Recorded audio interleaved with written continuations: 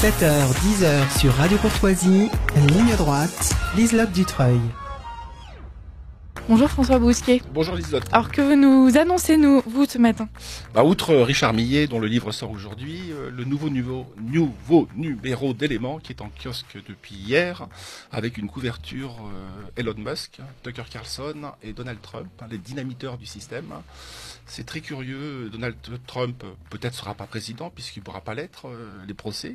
Tucker Carlson a été chassé de Fox News, mais désormais il fait 200 millions de vues quand il fait un entretien avec Poutine, sinon même plus. Et Elon Musk est en train de devenir l'homme le plus riche du monde dans des ordres de grandeur qui sont affolants.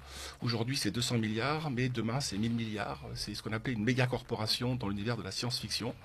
Et ces trois personnages-là sont étonnamment, aussi riches soient-ils, aussi puissants soient-ils, un petit peu le pot de terre contre le pot de fer. Je pense au wokisme institutionnel des GAFAM. Donc en kiosque cette semaine. Écoutez, chers auditeurs, vous savez ce qu'il vous reste à faire. Vous précipitez en kiosque pour vous procurer ce dernier numéro d'Éléments. Et tout de suite, c'est l'heure de la vue de haut. Il y a une place pour nos idées. Vue de haut. Citoyens du monde, valeurs de la République, plus d'Europe. J'ai confiance dans la justice de mon pays. Paris est une fête, que du bonheur, le vivre ensemble, le niveau monte. On est en République, black, blanc, beurre, le racisme ordinaire, la liberté de disposer de son corps. Vous connaissez bien sûr tous ces expressions qui émaillent le langage de nos contemporains. Nous les utilisons parfois sans même en avoir conscience, par conformisme, par mimétisme ou simplement par mégarde, voire par lassitude. Ces expressions, je les ai sélectionnées parmi les 300 lieux communs que l'écrivain Richard Millet a rassemblés dans son dernier livre afin d'en faire, comme Léon Bloy en son temps, l'exégèse. Autant le dire d'emblée, avec ces nouveaux lieux communs publiés aux éditions de la Nouvelle Librairie, Richard Millet a accompli une œuvre de salubrité publique et littéraire. Salubrité publique, car comme il l'écrit dans son avant-propos, jamais les lieux communs ne se sont mieux portés, ils pullulent même comme les punaises de lit et comme les espèces invasives. Salubrité littéraire aussi, car seul un écrivain pouvait se lancer dans cette folle entreprise, purger la langue des poncifs journalistiques, idéologiques ou publicitaires qui l'étouffent, afin de lui rendre sa rigueur et sa vigueur. Pour évoquer cette œuvre, nous avons la joie de recevoir ce matin à la fois son auteur, Richard Millet. Bonjour. Bonjour.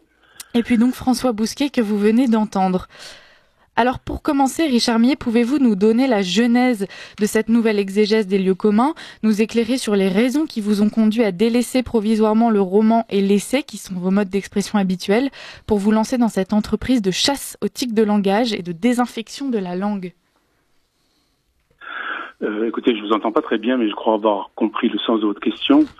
La genèse, c'est l'exaspération devant cette accumulation de, de lieux communs qui polluent la langue. Vous savez, j'ai toujours été frappé par une phrase de Nietzsche qui disait il y a 150 ans que le journaliste plutôt fait puer la langue. Et donc, vous voyez, au bout de 100 ans de journalisme, disait-il, les mots se mettront à puer. Je pense qu'il pue depuis bien longtemps et cette puanteur me terrifie. Donc j'ai voulu faire une sorte d'exégèse, mais en même temps, comme dit le sous-titre, d'exorcisme. Il s'agit d'exorciser en quelque sorte la langue. Vous évoquiez les journalistes et le mot fameux de Frédéric Nietzsche. Le livre est pour ainsi dire dédié aux journalistes, parce que je pense à l'exergue. Évidemment, c'est du Léon Bloy. Je le cite pour les auditeurs. C'est à propos des journalistes. Pardon, François, je vous entends pas du tout. Non, je parlais de l'exergue de votre livre, qui est consacré évidemment aux journalistes, puisque c'est un extrait de Léon Bloy. Si vous me permettez, je vais le lire pour les auditeurs. Oui. Évidemment, il faut que je le retrouve. Ne quittez pas. Alors, Léon Bloy, à force d'avilissement, les journalistes sont devenus si étrangers à tout sentiment d'honneur qu'il est absolument impossible désormais de leur faire comprendre qu'on les vomit et qu'après les avoir vomis, on les réavale avec fureur pour les déféquer. Donc on voit la vigueur incendiaire de Léon Bloy. Est-ce que, comme le disait Liselotte, elle vous a inspiré? Oui, mais ça fait très longtemps, si vous voulez, avant que je ne connaisse Bloy, déjà Flaubert, avec son dictionnaire des idées reçues, vous voyez, où Kierkegaard avait dit des choses de chant, vous voyez. Et donc, comment dirais-je, lorsqu'on écrit, la première chose qu'on tente de combattre, c'est justement les lieux communs, ou ce que Barthes appelait la doxa. Et donc, c'est beaucoup plus difficile que ça n'y paraît. Et je me suis aperçu d'une chose, c'est que le système médiatico-littéraire fait semblant de refuser la doxa alors qu'il est son plus grand diffuseur. Donc, on a à se battre non seulement contre la doxa, contre les lieux communs, mais aussi contre l'espèce de culpabilisation que le système dans laquelle le système voudrait nous enfermer. Alors, je trouve que Pardon, je ne sais pas si vous m'entendez bien. Oui, très très bien, Richard. D'accord. Mais je trouve que c'est un livre qui manquait à votre bibliographie. Étreindre la bêtise, étreindre le conformisme, comment d'ailleurs appeler ces lieux communs, on va y revenir, comment donc étreindre cette bêtise comme totalité, en dresser la phénoménologie pour en accoucher d'une forme d'anthologie, puisque c'est ça, essayer de toucher l'essence de la bêtise de l'époque. Hein. Comment peut-on qualifier, c'est une question difficile, le lieu commun? C'est quoi un lieu commun? C'est une phrase toute faite, hein, c'est une pensée toute faite, c'est du prêt à penser? C'est une sorte de, de cellule linguistique qui devient vite cancéreuse et qui étend ses métastases à tout le corps de la langue. Et donc, bien sûr, le corps de la langue n'est pas quelque chose d'uniquement matériel, on ne fait pas que communiquer, c'est aussi le corps d'une nation. Vous voyez, c'est aussi l'âme ou l'esprit d'une nation. Choses, esprit et âme d'une nation qui sont bien sûr interdites par le système. Donc, le qualifier, c'est très simple, mais s'y confronter, c'est beaucoup moins simple que ça en a l'air. D'où le recours, par exemple, pour moi, à l'humour et à l'ironie, enfin moi, ou Blois, ou les autres, hein, parce que Ellul l'a fait aussi, mais Ellul n'est pas très drôle, si je me permets de... C'est un grand auteur, Ellul, mais son fond protestant fait que parfois, il hésite face à la subversion. Oui, vous avez raison, c'est un livre traversé d'ironie, mais restons sur le titre du livre. Dans le titre, il y a trois choses. Lieu commun, on essaye de définir, vous êtes en train de le définir, une cellule cancéreuse. Ensuite, il y a exégèse.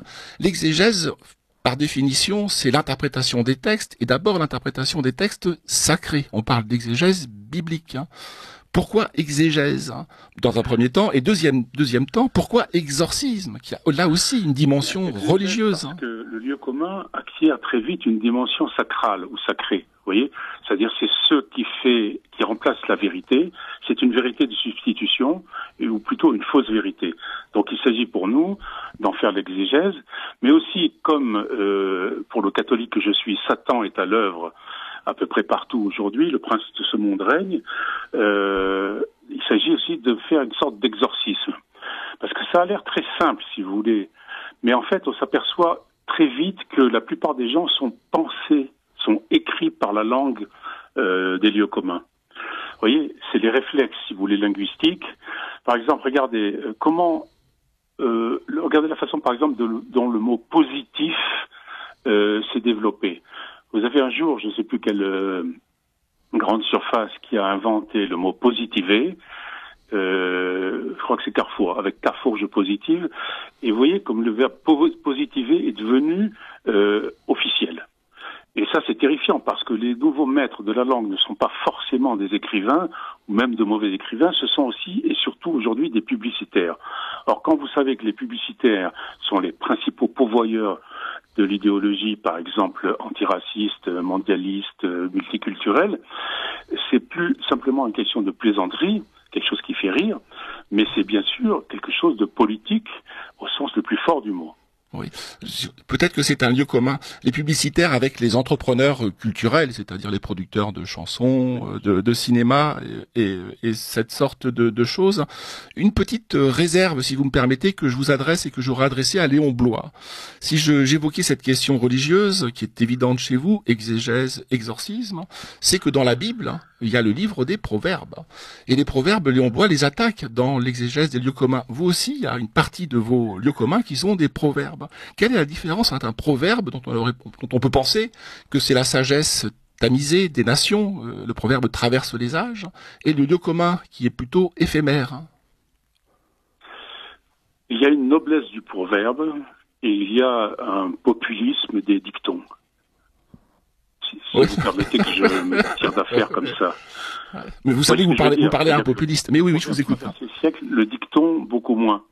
Or, le lieu commun a plus à faire avec le dicton, les choses comme ça, qu'avec Vous voyez, avec la Bible.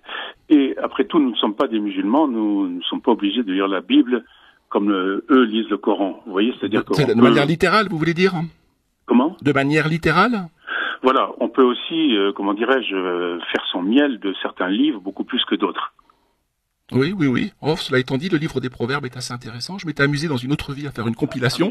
Je l'aime beaucoup, mais il y a des choses que j'aime davantage. Très très bien, oui. Vous faites, c'est un inventaire, hein. Je n'ose dire un inventaire à la Prévert, puisque vous l'épinglez précisément comme lieu commun, inventaire à la Prévert. Hein. Est-ce que cette bêtise, ce conformisme, ces cellules cancéreuses, on ne peut que les saisir et les illustrer par des exemples? Je comprends pas très bien votre question. Non, c'est toute la difficulté de la définition du lieu commun, à laquelle moi je me heurte, mais vous avez donné une réponse. Hein. Moi j'ai tendance à penser qu'il est plus facile de faire une phénoménologie des lieux communs que d'en donner une définition, c'est-à-dire les recenser et les inventorier ou les répertorier. Mais ça aurait été un livre de 3000 pages, j'ai pas... Oui, oui, de toute façon, c'est un sujet qui est inépuisable, mais le livre est assez exhaustif parce qu'il y a 311, sauf de ma part, il y a 311 lieux communs. Non, 300. 300, pardon. Oui, c'est inépuisable, le lieu commun. Comment vous procédez d'ailleurs pour les réunir? Vous avez un petit carnet? J'ai pris comme il venait, si vous voulez. D'un seul coup, si vous voulez, on est comme on se croit devant un lac avec un barrage pas très loin. Et d'un seul coup, on se rend compte que quand on travaille à un livre de ce genre, que le barrage est en train de se fissurer et on se laisse un peu noyer dans un premier temps. Et après, on surnage assez vite, Dieu merci, et on commence à trier un peu les débris qui... Vous voyez. Et donc, on s'aperçoit que là, c'est à la fois fascinant, horrifiant et merveilleux parce que c'est aussi quand même, malgré tout, des choses dont on est tenté, malgré tout, et malgré nous, de se servir, vous voyez. Je ne veux pas non plus jouer au puritain ou au puriste qui dirait que je n'ai jamais employé un lieu commun. Donc, Du reste, c'est ma hantise ce matin, cher Richard Millet, c'est incidemment, de laisser échapper un lieu commun et que vous me repreniez à la volée. Si je vous entendais mieux, je le ferais. Il y avait quelque chose de... J'ai une question pour vous, Richard Millet. Vous parlez de cette noyade au milieu de tous ces lieux communs qui pullulent. Est-ce qu'aujourd'hui, il y a un endroit où on peut se réfugier pour y échapper à ces lieux communs, la littérature peut-être? Ou est-ce que même là, la littérature est elle aussi touchée? Si vous parlez de la littérature, ou ce que j'appelle la post-littérature contemporaine, sous-entendu avec quelques exceptions, certainement, non, c'est pas la peine, c'est un tissu de lieux communs. Si vous regardez les quatrièmes de couverture sans même ouvrir les livres, vous allez voir que les quatrièmes sont un tissu de lieu commun aussi. Et non, je pense qu'il faut retourner au grand texte ou alors essayer d'en écrire soi-même. Pardon, j'ai l'air extrêmement prétentieux, mais je vois pas très bien comment faire parce que le journalisme aujourd'hui se confond avec le romanesque. D'ailleurs, la plupart des gens qui écrivent des romans sont en fait des journalistes déguisés ou l'inverse, vous voyez.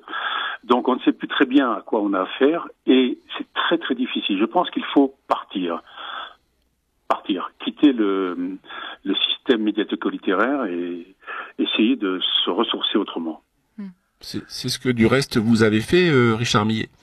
Contraint et forcé, et puis mais pas forcément du reste. À partir de 2012, vous avez été médiatiquement assassiné par Annie Ernaux, à qui vous réglez régulièrement un sort. J'aime beaucoup dans votre livre Nouveau lieu commun la manière dont vous rebaptisez tous ces pseudo-écrivains, toute cette post-littérature, Térébenthine Levaux qui vient d'écrire Le Cri du Vagin, Kevin Lambert-Durand, Océane Garcette.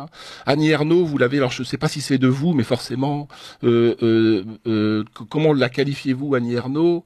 J'essaye de retrouver, mais je le retrouve pas, qu'importe. Hein. Ernie peut-être. Le prix Lénine, comment? Le prix. Elle a obtenu le prix Lénine. Oui, dites-nous ce que c'est que le prix Lénine, ce que c'est le prix Nobel en 2022, c'est ça? Voilà, elle a obtenu le prix Staline, qui est décerné, comme vous le savez, dans la station Châtelet-Halal, Châtelet-Léal. Oui, donc... Pardon. Bon, c'est des choses très importantes. Ouais, Ouais. C'est la vie littéraire française contemporaine. Ouais, non, Est-ce qu'on n'assiste pas, alors là on sort un tout petit peu du sujet, à un déclin, j'espère pas irréversible, parce qu'il y a toujours un miracle dans la littérature, dans le surgissement de la beauté, il y a toujours un miracle, hein. C'est accidentel, hein, mais néanmoins, est-ce qu'on n'assiste pas à une disparition progressive de la littérature, faute d'auteurs et faute de lecteurs? Moi, je pense que la littérature telle qu'elle a vécu pendant, mettons, 1000 ans est morte. Je pense que celle-là est véritablement morte, sauf de rares exceptions. Il y a des graines. Je le vois moins aux écrivains, aux jeunes écrivains, même s'il y en a quelques-uns. Je le vois aux jeunes lecteurs, par exemple, qui s'adressent à moi et qui ne sont pas passés ni par les facs de gauche, ni par rien du tout d'ailleurs, et qui sont des gens qui viennent de à peu près nulle part et qui me lisent ou qui lisent des gens qu'on s'attendrait pas à voir entre leurs mains. Ça, c'est le seul espoir, vous voyez. Et d'ailleurs, c'est toujours été l'espoir que les choses reposent sur les jeunes gens et pas sur les institutions. Oui, et les vieillards que nous sommes en train de devenir. Dites, je reviens au lieu commun, il y avait quelque chose de réjouissant, enfin, me semble-t-il, hein, d'amusant, en tout cas, dans l'ancienne bêtise, dans l'ancien conformisme. Hein. Je pense pas seulement à Léon Bloy, à son exégèse des lieux communs, mais je pense à Flaubert, que vous avez évoqué. Je pense à Monsieur Joseph Prudhomme. Hein. Monsieur Joseph Prudhomme est un échantillon de la bêtise bourgeoise avec un B majuscule. Hein. Aujourd'hui, les choses ont changé. Je trouve que c'est plutôt sinistre. Ça n'est plus aussi drôle. Monsieur Prudhomme sentait la boutique, si je puis dire. Hein. Monsieur Jourdain chez Molière sentait presque encore les tables. Hein. Aujourd'hui, c'est une néo-bêtise. Hein. C'est un néo-progressisme. Le problème, si vous voulez, d'aujourd'hui, c'est que l'ironie est très mal vue et que tout est judiciarisé ou judiciarisable. Donc, par exemple, je vous donne un exemple. Il y avait un genre littéraire qui était assez brillant et assez en faveur jusqu'à, mettons, il y a une cinquantaine d'années ou une quarantaine d'années, c'est le pastiche. Certains écrivains publiaient des livres de pastiche, Proust étant le plus connu. Or, aujourd'hui, on s'aperçoit que c'est absolument, quasiment impossible. Pourquoi? Parce que tout est sous contrat, surveillé, judiciarisé, on ne peut pas se moquer, on ne peut pas emprunter, vous voyez. Donc cette espèce de liberté qu'on avait de se moquer tout en rendant hommage a complètement disparu. Il est vrai que pasticher Ernaud ou de Clésio ou des gens de ce genre... Le prix Staline, hein, pour nos auditeurs. Oui. C'est fastidieux à un point, vous voyez. Oui. Et s'ajoute peut-être à cela, c'est que la bêtise était... vous savez, j'ai toujours en tête ce mot de Kojève sur la fin de l'histoire chez Hegel. Hein. Il dit Kojève, du dernier homme, qu'il ressemble à un chien bien nourri. C'est le mot de Kojève, qui est un magnifique introducteur de Nietzsche et de Hegel en France. Hein. Mais un chien bien nourri, c'est presque... Je sais pas ce que vous en pensez, mais moi, ça me dérange pas. Je trouve qu'aujourd'hui, il est dépressif, le chien. Il fait des cours de yoga, et il est dans une sorte de régénérescence post-traumatique. Hein. Je viens de lire, là, en vous attendant, pour aller dans votre sens, une notice biographique dans le bulletin d'une grande maison d'édition que je ne citerai pas, à propos d'un auteur qui était passé de je sais pas quoi, commissaire de police à professeur de médecine, de gymnastique douce. Vous voyez, c'est tout à fait dans l'air du temps. J'aurais pu d'ailleurs le mettre dans ce livre. Le problème, si vous voulez, d'aujourd'hui, c'est qu'on est dans une époque extrêmement vertueuse. Et c'est pas une vertu, si vous voulez, au sens victorien, c'est-à-dire dur comme ça. C'est une vertu qui emprunte les apparences de son contraire.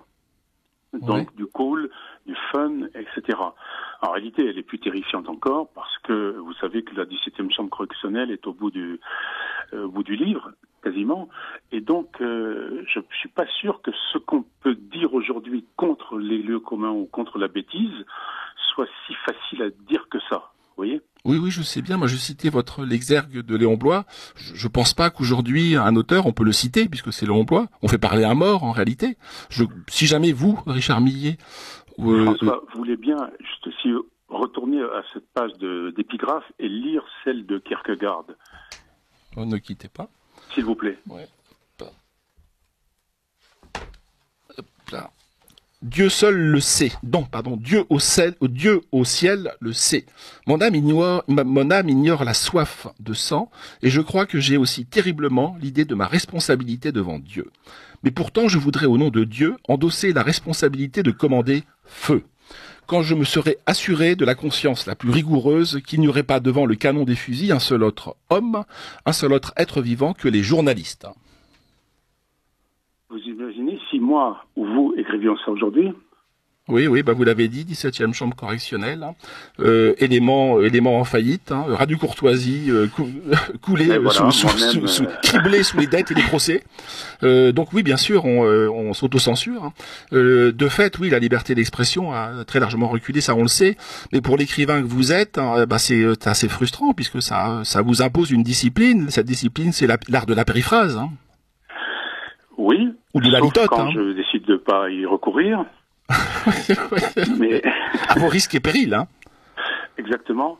Mais il y a une chose qui fait que la littérature aujourd'hui est devenue insupportable, c'est que les auteurs eux-mêmes, qui pourraient être bien meilleurs, s'autocensurent. J'ai vu ça quand je travaillais chez Gallimard. Déjà, ils avaient tendance à s'autocensurer. Et aujourd'hui, vous savez que vous avez des sensitivity readers, c'est-à-dire des gens qui sont appartenant à des minorités diverses, regardent, repèrent dans les manuscrits avant publication ce qui est politiquement incorrect et exigent que ce soit enlevé. Vous voyez ? Oui. Et quand vous pensez qu'en Angleterre, certains classiques commencent à être épurés, vous voyez que c'est pas simplement une petite plaisanterie comme ça, c'est un mouvement un mouvement de fond. Oui. Sinon même réécrit pour ce qui concerne Agatha Christie. Oui, je pense qu'on va tout réécrire. François Bousquet et Richard Millet, on vous retrouve dans un instant. Tout de suite, il est presque 9h, c'est l'heure du bulletin d'actualité d'Alice Périès. Ligne droite. Très haut,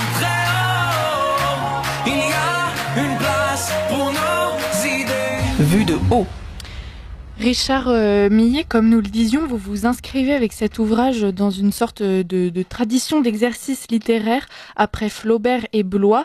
Et alors une question me vient, est-ce que finalement on ne dramatise pas un peu? Est-ce que les lieux communs, c'est pas une sorte de tradition, quelque chose dont on ne se détachera jamais, qui finalement est assez naturel et puis inévitable dans le paysage médiatique et littéraire français? Disons que c'est naturel dans le paysage, ou plutôt dans le mouvement de la langue, c'est inévitable. Mais comme je disais tout à l'heure, moi ce qui me gêne, c'est pas tellement ça, c'est le fait que c'est instrumentalisé, ça devient très vite un instrument politique. Vous voyez, donc, où c'est la trace d'une politisation ou d'une coercition. Donc c'est ça que j'attaque finalement dans ce livre, c'est de ça que je me moque. Le lieu commun comme idéologie, le lieu commun comme pensée slogan. Mais le lieu commun aussi entre le slogan et le commentaire, la périphrase, vous voyez, tout ça, c'est le lieu commun a pour lui d'être à la fois lapidaire et mouvant, vous voyez, et volatile et métamorphique. Il se métamorphose, vous voyez, c'est quelque chose de très. Parfois, on a du mal à le saisir.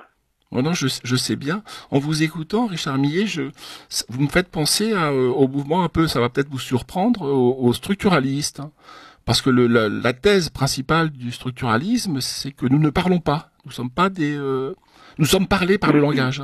Nous sommes traversés par le langage. Mais j'ai fait mes études à la faculté de Vincennes, donc ce qui me donne quand même une connaissance approfondie de tout ça. Ah, très bien, très bien. Et il n'y avait pas que du mauvais là-dedans, si vous voulez. Donc, effectivement, je n'ai jamais été, comment dirais-je, nié devant le langage. Donc, j'ai toujours compris comment ça fonctionnait. Ce qui me gêne, si vous voulez, c'est comme ce moment où la langue se met à nous parler. Je le disais aussi tout à l'heure, où l'écriture se met à nous écrire. Je veux dire par là que l'écrivain n'écrit plus, n'a plus de style. Il emploie le langage du tout venant, du tout commun. Vous voyez, donc... le langage commun. Donc c'est ça qui me gêne dans la littérature contemporaine ou chez les journalistes contemporains. Il n'y a plus de style, il n'y a plus de pensée personnelle. Oui, et puis même peut-être allons plus loin, puisque là on parle de qualité de la langue, de style, il n'y a plus de personnalité. C'est peut-être ça aussi le propre du lieu commun, c'est qu'il est dépersonnalisé. Le lieu commun, si vous voulez, c'est un peu comme, comment dirais-je, une espèce de tapis flottant en plastique sur la mer. Vous voyez, vous ne faites plus aucun effort. Vous êtes là, vous vous laissez dorer par le soleil du lieu commun et tout va bien. Vous voyez, donc c'est ça qui est absolument terrifiant. C'est-à-dire, c'est la loi du moindre effort, en quelque sorte. Or, le style, si vous voulez, c'est justement ce qui s'insurge contre le lieu commun. C'est ce qui s'insurge contre la langue quotidienne. Plus on est loin du quotidien, plus il y a de style. Si vous voulez regarder Proust, par exemple, on est à 1000 lieues de la façon dont on parle tous les jours. Oui, ce serait difficile. Maintenant, la question, pardonnez-moi, je vous coupe, la question des personnalités actuelles, si vous regardez l'histoire de la littérature, à quoi ça tient, c'est une vingtaine ou une trentaine de noms. Hein, c'est pas... Oui, la grande littérature, ça a toujours été le petit nombre. Mais Voilà. simplement sur cette dimension de personnalité, si je vous pose la question, c'est que j'aurais tendance à penser, je ne sais pas ce qu'il en est pour vous, c'est que autrefois les lieux communs étaient, pour recourir à un anglicisme, que les auditeurs me pardonnent, c'était des lieux communs, des somewhere, des gens de quelque part, des gens qui avaient une profondeur historique, une profondeur identitaire. Aujourd'hui, les lieux communs sont des lieux communs d'anywhere. C'est en cela qu'ils n'ont plus d'identité. Le lieu commun aujourd'hui, si vous voulez, a pour lui de l'immédiateté, notamment des réseaux sociaux et des médias. Ce qui n'était pas le cas autrefois. Vous voyez, le lieu commun, autrefois, prenait beaucoup plus de temps à se forger, à s'imposer. Aujourd'hui, en quelques clics sur TikTok, vous fabriquez un lieu commun et ça peut prendre. Donc ce sont des maladies à évolution ultra rapide.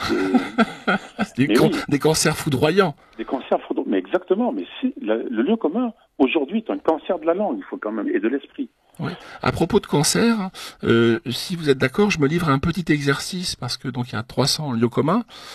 C'est assez exhaustif, mais on le redit, c'est qu'un échantillonnage tant la source est inépuisable. À propos de cancer, vous avez un lieu commun que vous épinglez qui est développé un cancer. Est-ce que vous pouvez nous en dire un petit mot, parce que là encore il y a un détournement quasiment du langage. On peut pas développer un cancer dans l'absolu. C'est impossible, grammaticalement. Grammaticalement, c'est une faute de syntaxe, c'est une faute. Donc on ne développe pas. La seule chose qu'on puisse développer, c'est un film photographique. Vous voyez, j'ai développé ce film, j'ai développé ces photos, j'ai fait développer ces photos d'ailleurs en meilleur français. Donc développer un cancer, on a l'impression que le malade est actif. Vous voyez, dans sa maladie. Ouais. Et ça, c'est très, très, comment dirais-je, contemporain, à savoir que le malade ne peut plus être un passif, ne peut plus être, comment dirais-je, un imbécile, un mouton, mais qu'il participe activement à son cancer. C'est l'inclusivité, vous voyez. Oui. C'est comme quand on le dit, il se bat contre le cancer. Mais c'est pas lui qui se bat. Personne ne se bat contre le cancer. C'est la médecine qui se bat, vous voyez. Donc, et éventuellement ses cellules, mais oui. Voilà. Tout ça, ça fait partie du langage contemporain, de l'inclusivité absolue, qui fait que personne ne doit être laissé sur le bord de la route, sauf bien sûr les fascistes et voilà. Vous et nous et les gens qui nous écoutent. Autre terme, parce que là on parle vraiment d'un renversement du langage.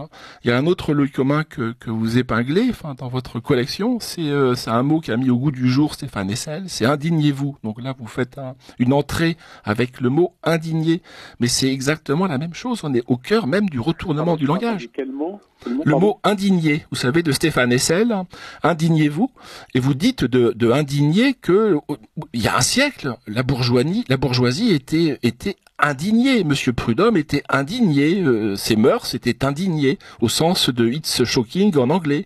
Aujourd'hui, c'est exactement l'inverse.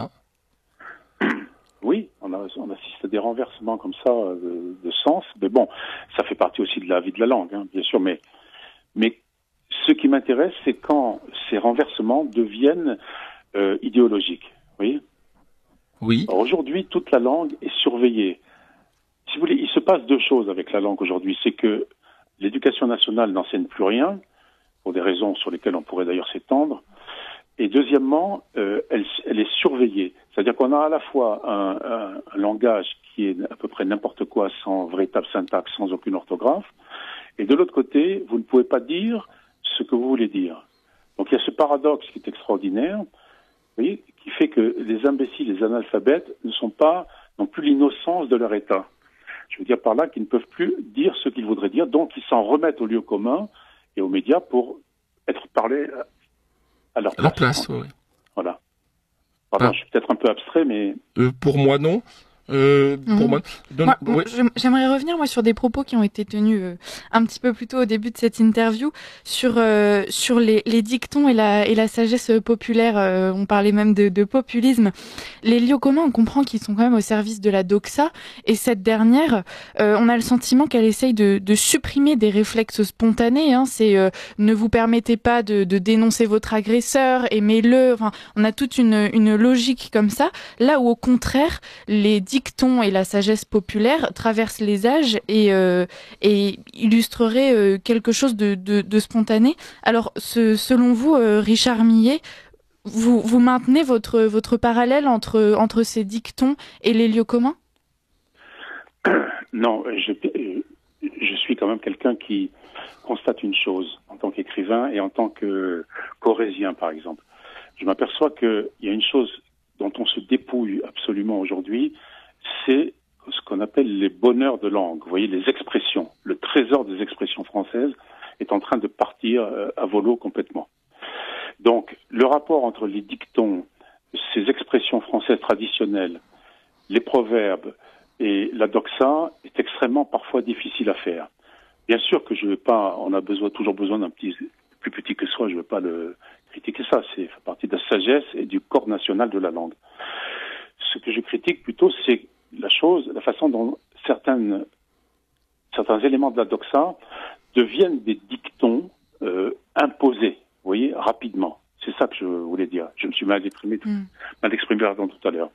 Ouais, on pourrait presque, pour rebondir sur la question que Liselotte vous soumettait, presque défendre la notion de préjugé, ce que des conservateurs, ce que Edmund Burke et d'autres ont pu faire par le passé, une défense du préjugé à travers le proverbe, à travers la sagesse du proverbe, à travers la sagesse du dicton.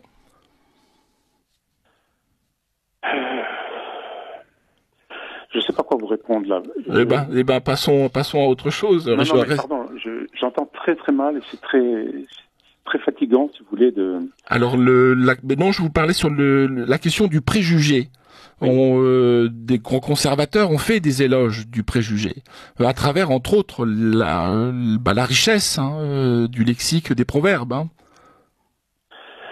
Le mot préjugé en français a un sens uniquement négatif, donc c'est quelque chose que je ne peux pas employer. Pour moi, oui, je ne peux pas le comprendre autrement. Donc, maintenant, si vous me dites qu'on peut...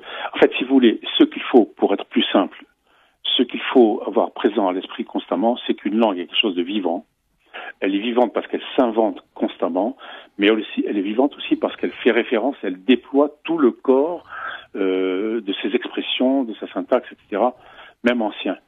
Oui, donc c'est ça qui me fascine dans la langue. Et faire la traque au bon dicton ou au mauvais dicton est quelque chose qui relève du travail de l'écrivain. Vous voyez, des mécanismes de langue innés ou des mécanismes de langue imposés par la publicité, voilà aussi ce qui fait partie du travail de l'écrivain. Donc, oui, je ne sais pas si je suis clair. Si, vous êtes très clair. C'est que vous le dites, la langue est vivante, et le lieu commun est une nécrose au sein de cette langue. C'est qu'elle elle est en train de devenir malade, et elle est en train de s'idéologiser. Si vous me permettez de poursuivre sur quelques-uns des lieux communs que vous avez recensés et qui ont une dimension immédiatement politique, en tout cas idéologique. C'est Cléopâtre est noire. Je ne sais pas si vous avez pu voir récemment le générateur d'images, donc d'intelligence artificielle de Google Gemini, qui a transformé des soldats allemands, le pape, tout le monde était noir. Donc ça, c'est un lieu commun politique. Il y a un autre lieu commun que vous pointez, qui pour moi est central, et qu'on peut généraliser, c'est le lieu commun journalistique qui veut que le prénom a été modifié. Ça n'est pas le prénom qui a été modifié, c'est la réalité qui a été modifiée. Donc c'était justement quelque chose à quoi je voulais venir, c'est que une langue ou une expression ou un lieu commun n'est pas juste un décor, un élément comme ça, rhétorique, comment qu'on pourrait ôter. Et vous voyez, c'est aussi une façon de présenter le réel, de s'affronter au réel. Or, en s'emparant de certains dictons, de certaines expressions, en les détournant, le système médiatico-littéraire sert son idéologie. Oui, vous l'avez très bien dit vous-même. Donc, Et ça a l'air, c'est beaucoup plus sérieux que ça en a l'air. Parce que critiquer l'inventaire à la Flaubert, cette espèce de type que tous les journalistes ont, où le prénom a été modifié, ou tout ce que vous voudrez, c'est assez facile, on peut rire de tout ça dans les dîners, mais en réalité, ça me rappelle l'époque, il y a 40 ans, où arrivait le politiquement correct, qu'on appelait d'ailleurs à l'américaine political correctness, tout le monde rigolait, mais non, ça arrivera jamais chez nous, etc. Or, aujourd'hui, le politiquement correct est devenu un appareil idéologique d'État, comme disait Althusser. Pardon si je fais référence à un marxiste pur et dur. Vous avez été formé à l'université de Vincennes, ceci expliquant sans doute cela. Mais vous avez raison, le dictionnaire des idées reçues et des idées chics de Flaubert, c'est une merveille, mais c'est anodin. C'est anodin. Il se moque de types, vous l'avez dit, de langage. Hein. Vous vous intéressez à des types, à des stéréotypes. Mais le stéréotype, par définition, est ce qui tue l'amour, ce qui tue la langue, ce qui tue le désir, ce qui tue la beauté, etc. C'est donc, ce n'est pas rien qu'on doit s'attaquer au lieu commun dans la langue. Ouais. Il nous reste... Pardon, madame. Pardon, allez-y, définissez votre phrase, Richard Millet. Non, et voir de quoi il retourne beaucoup plus profondément derrière tout ça. Parce que j'estime des pays qui abandonnent l'apprentissage de la langue à des publicitaires ou à des journalistes, et non plus à des professeurs qui ne savent plus la langue, est un pays quasiment mort. Ça, je l'ai toujours pensé quand j'étais professeur moi-même, vous voyez. Il nous reste donc 1 minute. Est-ce que pour conclure, Richard Millet, vous pourriez peut-être nous partager le lieu commun qui vous tient le plus à cœur, ou peut-être au contraire que vous détestez le plus finalement? Ça, c'est la question qui tue, il suffit de me la poser. C'est pour ça que je la pose à la fin. Mais vous êtes terrible, vous me rendez muet, donc vous allez faire de moi un lieu commun. Par mon silence, au moins. Bah écoutez, peut-être une certaine catégorie dans ces cas-là. Non, choisissez-le vous-même, je préférerais, ce serait beaucoup mieux. Bah écoutez, moi j'aime déjà beaucoup ceux que j'ai cités en introduction, mais alors François Bousquet, concluez là-dessus. Pour un lieu commun que vous pointez et qui peut nous tenir lieu de conclusion, c'est merci de votre écoute, chers auditeurs. Hein. Effectivement, c'est très à propos. Et là encore, on passe de l'attention à l'écoute. Hein. C'est qu'il y a une dégradation de la concentration qui devient une écoute un peu distraite. Hein. Mais exactement. On est écouté, on n'écoute plus. Oui, ouais. C'est exactement ça. On va finir sur ces mots et merci de nous avoir écoutés, chers auditeurs. Merci d'avoir écouté Richard Millet, écrivain et éditeur français, auteur de plus de 80 livres, dernièrement Nouveaux lieux communs, exégèse et exorcisme, édité chez la Nouvelle Librairie, dont nous recevions également le directeur François Bousquet, qui vous êtes également rédacteur en chef de la revue Éléments. Merci à tous les deux et à très bientôt.